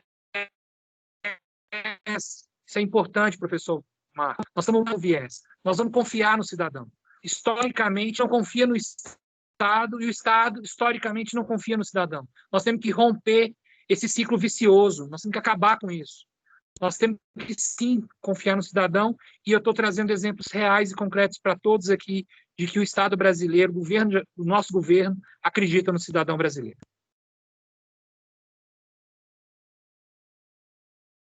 Está mutado, Tito. Tito, abre o teu som. Tá, isso, obrigado. Obrigado, Nizar. Agora temos uma pergunta para o Marcos Cavalcante, e a pergunta é do Felipe Dias, e ele pergunta o seguinte: a explosão de dados na internet, por exemplo, dos pequenos negócios ainda não exploram de forma a melhorar a sua gestão e ampliação do seu mercado consumidor. Como o Big Data pode ajudar esses pequenos negócios a melhorarem o seu desempenho e eficácia empresarial? Ele tem razão assim, a próxima geração de aplicativos que vão sair agora, a partir de 2021, são aplicativos que vão permitir a qualquer pessoa, mesmo sem entender nada de informática e de análise de dados, a usar essa massa de dados de uma maneira que seja compreensível por qualquer pessoa leiga. Enquanto isso não acontece, o que eu acho que o pequeno empresário tem que fazer é se aproveitar das ferramentas que estão à disposição dele. Eu vou dar um exemplo para ilustrar isso, e cada um tenta aplicar esse exemplo no seu caso particular. Lá na universidade, no restaurante que eu costumava comer, lá no Rio de Janeiro, na UFRJ, tinha um sushi man, que era uma pessoa que mora em Bangu, negra, que fazia a comida japonesa lá, que era colocada à disposição dos professores e alunos. E ele um pouco antes de eu vir aqui para fazer meu pós-doutorado, ele me procurou para dizer: professor, eu estou abrindo minha pequena empresa, eu e minha mulher estamos fazendo sushi em casa, lá em Bangu, e aí ele botou isso no Instagram, nas redes sociais, avisando a todo mundo que ele estava começando a vender sushi lá em Bangu, usando os aplicativos de entrega, né, o Uber Eats e aqueles outros aplicativos onde as pessoas vão entregar. Então, assim, ele não tinha ele não tinha carro, ele não tinha nada de infraestrutura para entregar, mas ele usou os aplicativos que estavam à disposição dele e ele está há mais de um ano vivendo disso, da venda dele, do sushi que ele está fazendo na casa dele. Então, eu acho que o pequeno, uma outra mulher lá em Laranjeiras, que montava uma Kombi vendendo quentinha lá em Laranjeiras, perto de onde eu morava, ela começou a usar o WhatsApp, cadastrou mais de 200 clientes que iam lá comprar a comida dela. Então, todo dia de manhã, às 8 horas da manhã, ela manda uma mensagem para esses 200 clientes dela, dizendo quais são as opções de comida, e as pessoas escolhem pelo WhatsApp. Com isso, ela reduziu o custo dela. Em vez dela fazer peixe e carne e voltar com peixe sobrando ou com carne sobrando, ela sabe exatamente qual a quantidade de comida que ela tem que fazer e para atender a sua clientela. Então, existem maneiras do pequeno empresário hoje usar esses aplicativos para alavancar os negócios dele, como esses dois pequenos exemplos ilustram. E eu acho que eles podem fazer isso, e muitos já estão fazendo. Muito obrigado, Marcos. Já temos aqui uma pergunta para o Aranha, é do Sidney Matias, e a pergunta é a seguinte: sabemos que grandes soluções de melhoria dos serviços governamentais vêm de empresas, em especial startups. Nesse sentido, quais são os principais caminhos possíveis para as startups que possuem projetos inovadores de digitalização e melhoria do serviço dos governos acessarem esses mercados?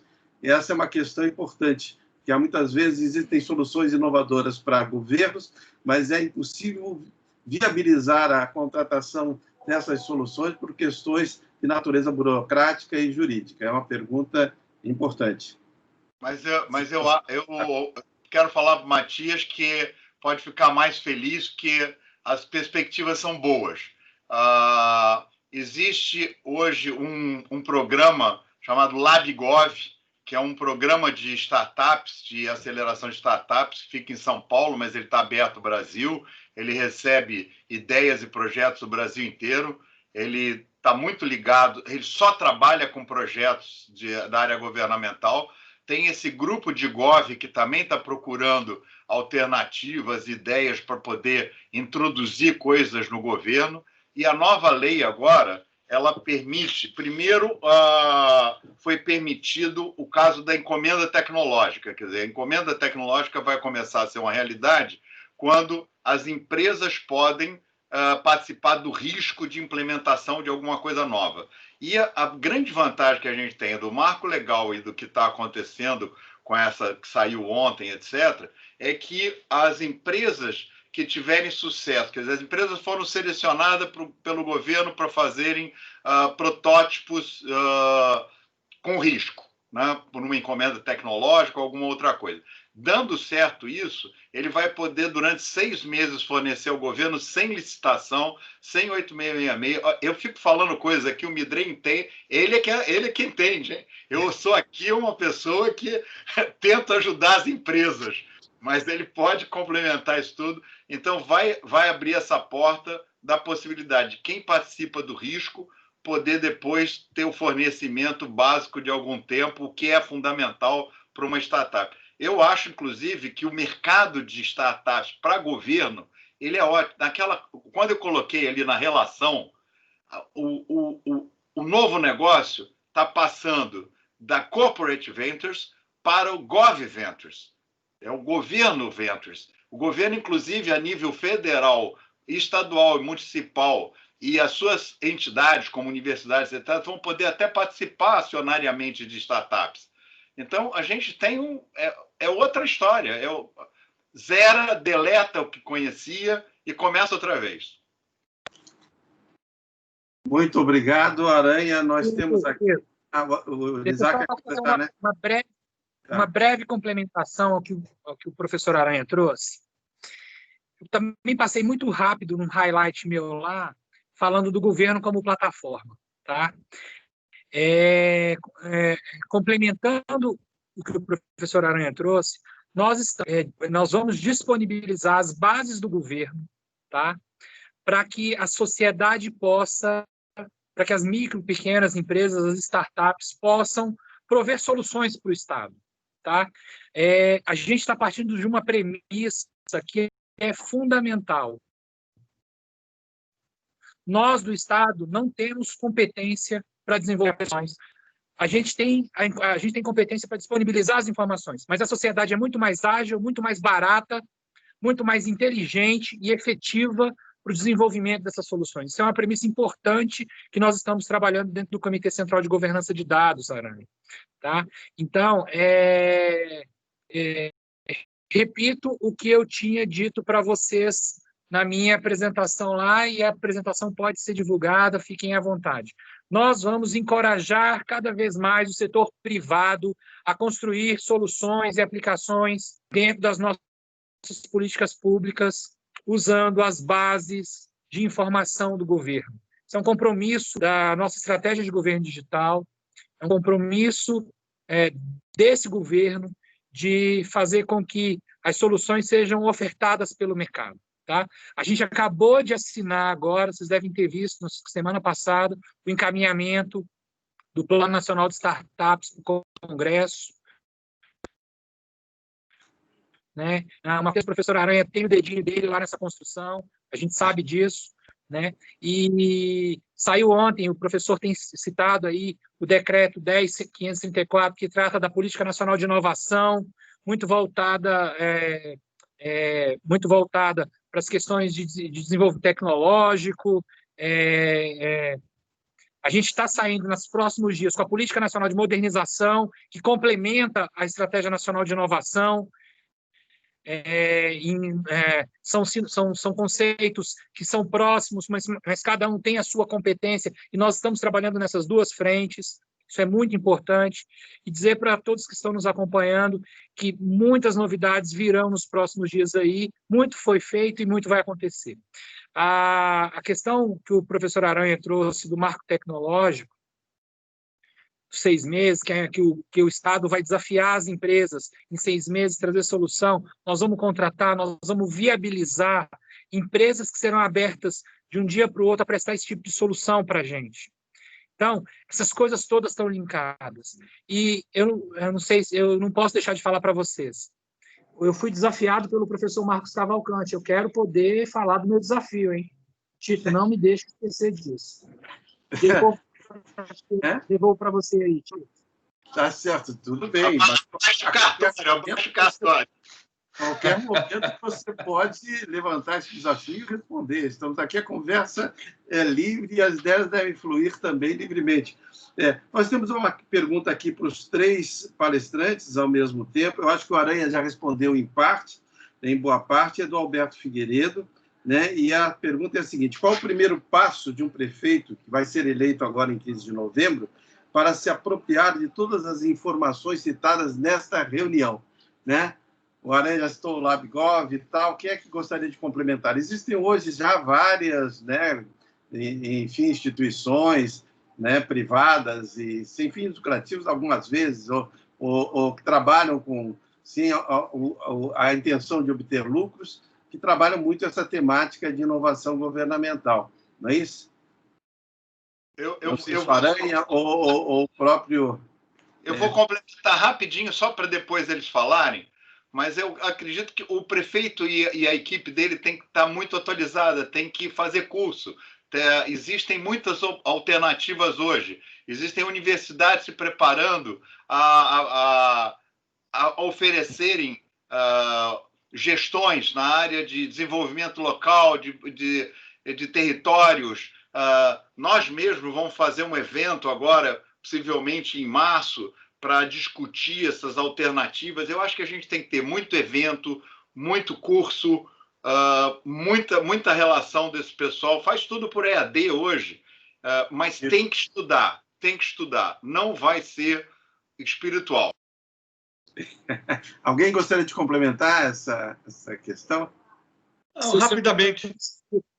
Não, eu concordo com tudo que o Aranha falou. Eu só queria dizer isso, que essa competência dos municípios, inclusive em alavancar recursos financeiros, existem recursos disponíveis para os municípios e muitas vezes eles não sabem escrever um projeto, preparar um projeto para poder usufruir desses recursos.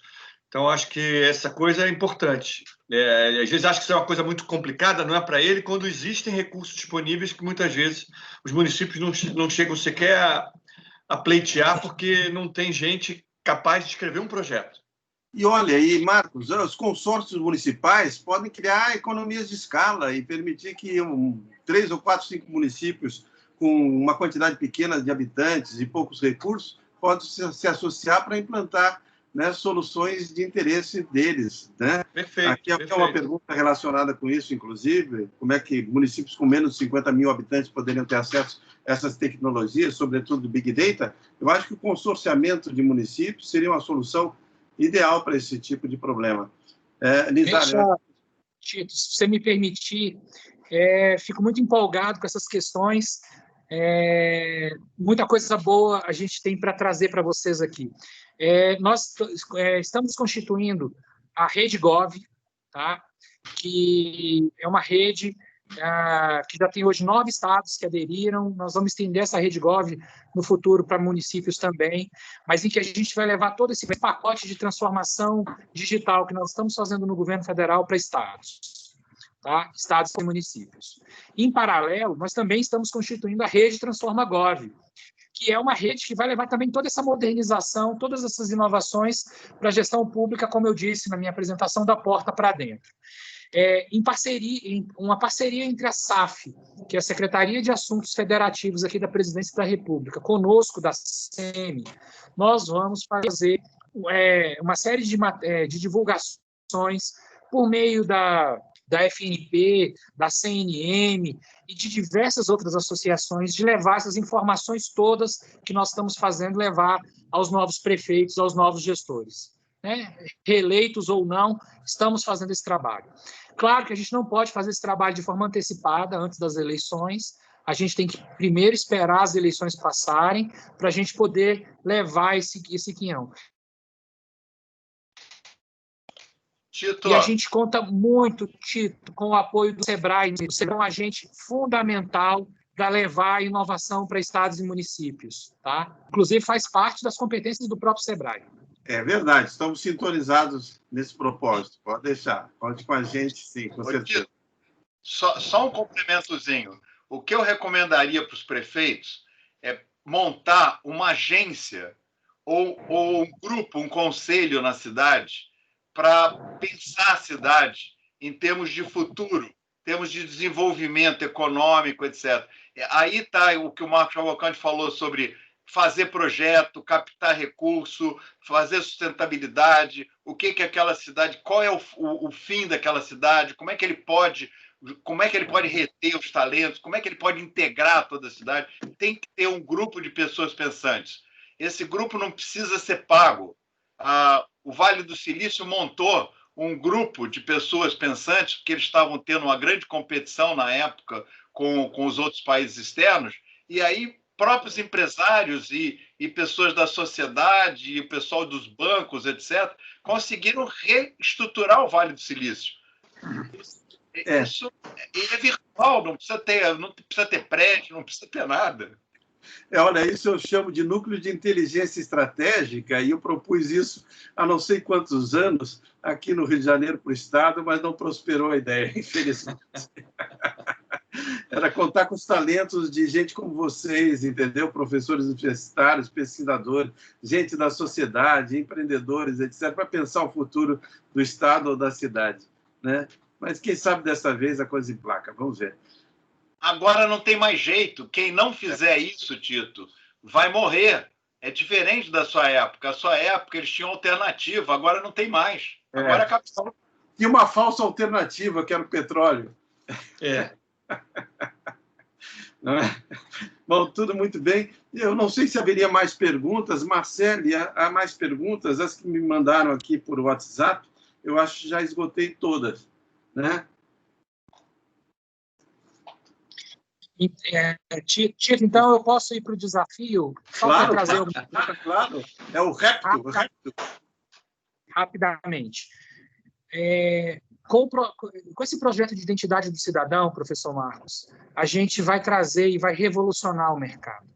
É claro que o Brasil a história brasileira, a burocracia brasileira foi constituída, espelhada em Portugal, vocês conhecem isso muito mais do que eu. Claro que a gente descolou Portugal em dado momento, mas partindo dessa questão, o que nós do governo estamos fazendo é vamos digitalizar a identidade desse cidadão. Vocês estão me ouvindo? Só para eu saber? Sim, estamos te ouvindo. Vamos digitalizar a identidade desse cidadão. Vamos possibilitar que esse cidadão tenha sua assinatura virtual, sua assinatura eletrônica, e essa assinatura eletrônica tenha validade jurídica. Vamos possibilitar que, por meio de um celular, o cidadão possa se identificar e exercer todos os seus direitos, exercer também os seus deveres e acessar todas as políticas públicas. A pandemia nos trouxe um desafio que foi muito bem desempenhado pelo governo, foi de todos aqui, do SEBRAE em especial, em que a gente trouxe para uma realidade que a gente não tinha acesso, quase 40 milhões de pessoas que agora estão, de alguma maneira, bancarizadas, têm acesso ao serviço bancário. Estamos falando de 39 milhões de pessoas que sequer tinham acesso a serviços bancários e que hoje elas vão ter, num curto espaço de tempo. Claro que a gente apanhou muito nesse momento, mas a gente também aprendeu muito. E esse aprendizado, com a velocidade de transformação digital que a gente está enfrentando, associado a uma identidade forte, soberana, que garanta ao cidadão poder exercer de pleno modo o seu direito, ele vai poder optar se ele quer usar o cartório ou se ele vai querer usar aquilo que está na palma da mão dele. Tá? Muita coisa vai avançar nos próximos dias. O senhor citou o registro de propriedade. Nós estamos hoje avançando também nessa seara do registro da propriedade. Nós estamos avançando nas certidões de nascimento que hoje são emitidas diretamente lá no hospital. O registro do nascimento é feito no hospital. Mas tem muita coisa que nós precisamos avançar no registro civil do brasileiro, né? Com o apoio do CNJ, que está muito imbuído. Não sei se vocês viram uma notícia que saiu hoje no Twitter do CNJ, eles falando do registro eletrônico virtual, do registro de nascimento eletrônico e virtual. Isso vai facilitar a vida do cidadão brasileiro. não só o Poder Executivo, mas todos os outros poderes estão empenhados em promover essa transformação digital. Agora, a gente precisa ser, sim, cobrado por vocês da sociedade. Não nos deixem acomodar. Por favor, professor Marco, continue com os desafios. Eles são fundamentais e propiciam que a gente se mova. O Aranha é um cara que desafiou a gente bastante. Muito do que a gente fez, a gente conseguiu graças ao desafio de vocês, da academia, vocês da sociedade, que tem que cobrar de nós, servidores públicos, a evolução. A gente não pode ficar parado. Se tudo der certo, e tudo vai dar certo, em meados do ano que vem, nós já vamos ter milhões de identidades digitais nesse país. Milhões de identidades digitais. Hoje, só para vocês terem ideia, em termos de assinatura eletrônica, nós só temos 4 milhões de brasileiros com certificado digital. Uma política que tem 20 anos e que, infelizmente, ela não decolou. Mas nós estamos vindo, com o apoio do Sebrae Nacional, com muito orgulho eu digo isso, Tito, nós vamos levar a transformação digital para todos os empreendedores desse país, por meio, primeiro, da identidade digital e, segundo, da assinatura qualificada, da assinatura avançada, que vai permitir que o cidadão possa, a exemplo do que o professor Marcos trouxe, por meio de um site na internet, preencher um formulário eletrônico e, no final, sair o CNPJ dele, a inscrição estadual, e ele poder já iniciar a sua operação, mesmo que ele ainda não tenha o local do seu estabelecimento. É disso que nós estamos falando, gente. É de revolucionar a forma como o cidadão no Estado brasileiro. Tá? E a gente continua e conta com o desafio de todos vocês. E eu acho que o professor Aranha levantou a mão. Levantou a mão. Ele quer dizer alguma coisa, Aranha, por favor. Não, eu queria aproveitar para deixar o Marcos Cavalcante falar depois para encerrar aí o assunto, mas eu queria perguntar a ele mesmo quando é que ele volta para casa, porque eu acredito que uma das recomendações que eu daria para os prefeitos nós precisamos resgatar, nós precisamos os nossos nós precisamos das pessoas na cidade. Esse é o momento de definição. E atrair novos. Midrei, você já se você quiser vir para o Rio de Janeiro, pode vir, nós vamos fazer essa cidade mudar. Essa cidade vai ser uma cidade nova e vai trazer de volta as pessoas que gostam do Rio de Janeiro. Então, Marcos Cavalcante, nós estamos te esperando. Eu e Tito juntos. Com certeza. Em janeiro eu estou aí de volta. Que bom. Bom, é boa notícia, boa notícia. Tudo bem, temos uma última pergunta aqui para o Nizar. Eu acho que é a última, até porque eu sei que o Aranha tem um compromisso também, né, Aranha? Daqui a pouco tem que dar aula, não é isso? Não sei não me lembro exatamente em que momento, mas em algum momento você vai ter que se despedir. Não é isso? Nizar, há uma pergunta feita por Fernando da Silva Pereira Versar.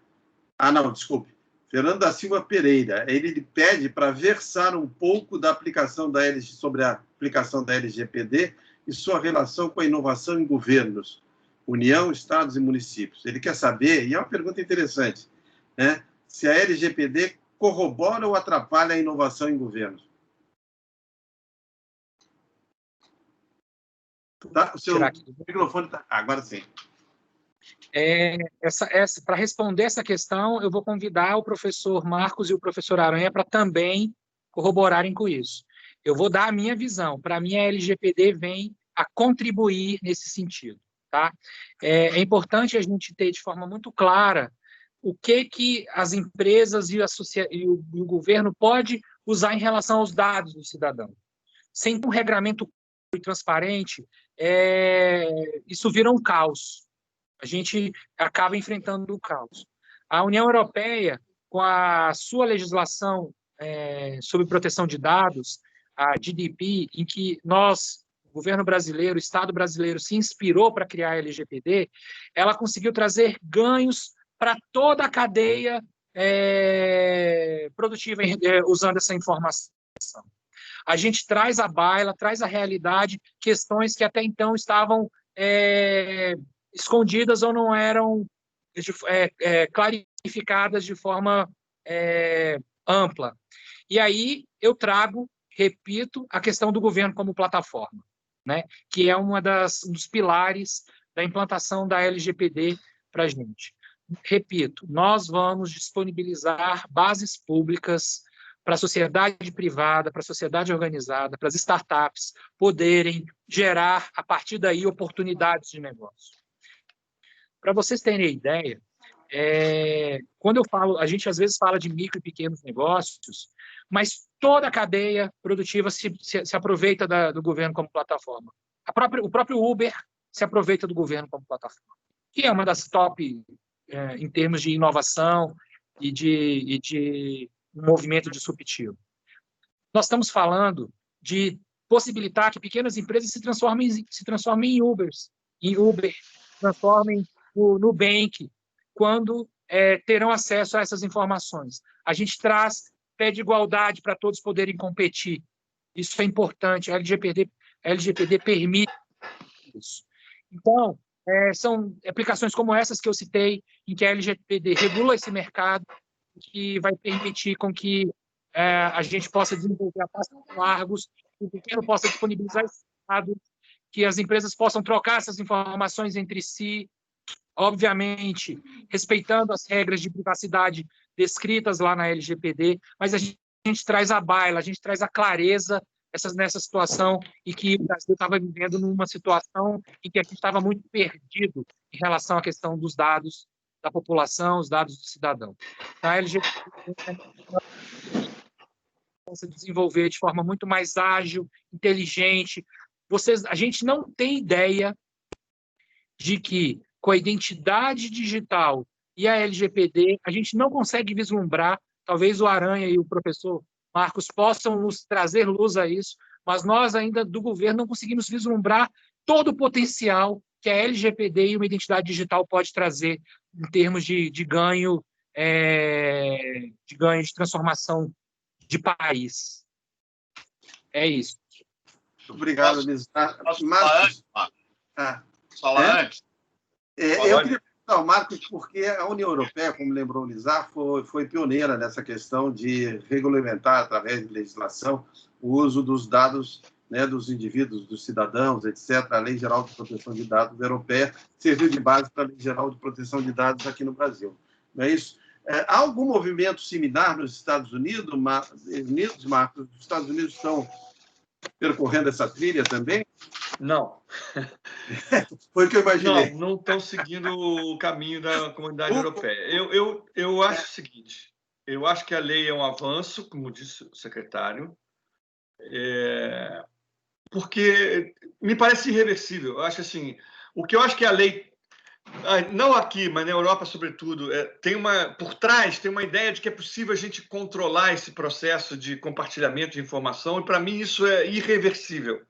É um processo irreversível. Nós estamos gerando dados sem se dar conta, através do celular, através das nossas atividades. O que eu acho que tem que ser garantido é que esses dados, como disse o secretário, se tornem públicos. Que eu tenha acesso a todos os meus dados, que eu tenha controle sobre isso. Então, acho que isso é o que falta, eu acho, na ideia da Comunidade Europeia, é o dado aberto. Os dados têm que ser abertos, não tem que ser propriedade do Facebook, não tem que ser propriedade do Google, nem do WhatsApp. Esses dados que eu gero no Facebook, na minha conta, deviam ser não só propriedade do Facebook, o Facebook não deixa ninguém ter acesso, dizendo que está preservando a minha privacidade, mas se eu botei no Facebook, é que eu quero que seja público. Então, eu quero que, de fato, seja público. Isso, para a ciência, vai ser um avanço enorme se a gente puder ter acesso a todos esses dados. Então, acho que isso falta ainda, essa ideia dos dados abertos, de abrir os dados e não ter controle privado de dados que, como disse o secretário, tem que ser públicos, né? E eu acho que isso, para mim, é o mais importante. Dados abertos. Muito obrigado. E você, Aranha, o que acha dessa Lei Geral de Proteção de Dados? Bom, a especialidade é do Marcos Cavalcante, não é minha.